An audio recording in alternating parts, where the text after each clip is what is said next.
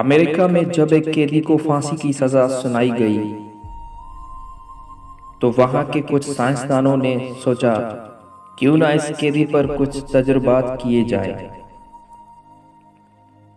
قیدی کو بتایا گیا کہ ہم تمہیں پھانسی دے کر نہیں ماریں گے بلکہ زہریلا کوبرا سانپ ڈسا کر ماریں گے۔ اس کے سامنے بڑا سا زہریلا کوبرا سانپ لایا گیا اور اس کی آنکھیں بند کر کے اس کو کرسی سے باندھ دیا گیا۔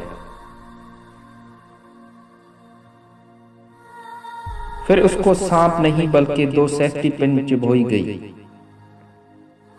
قیدی کی کچھ سیکنڈ میں ہی موت ہو گئی۔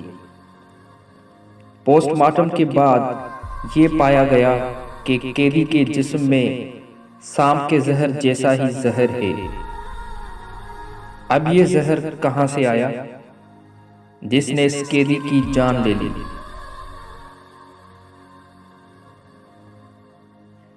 وہ زہر اس کے جسم نے ہی صدمے میں جاری کیا تھا۔ اس کے بعد سائنسدان اس نتیجے پر پہنچے کہ ہمارے ہر عمل میں مثبت یا منفی توانائی بنتی ہے اور وہ ہمارے جسم میں اسی کے مطابق ہارمونز تیار کرتی ہیں۔ یاد رکھو 75% بیماریوں کی وجہ منفی سوچ ہی ہوا کرتی ہے۔ آج انسان خود ہی اپنی منفی سوچ سے خود کو ختم کر رہا ہے۔ اپنی سوچ ہمیشہ مثبت رکھیں اور سدا خوش رہیں۔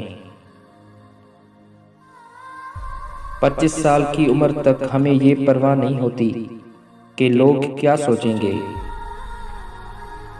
50 سال کی عمر تک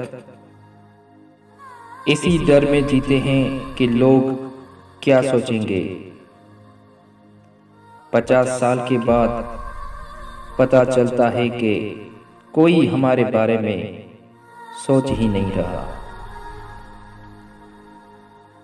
زندگی خوبصورت ہے، اس لیے ہمیشہ خوش رہیں۔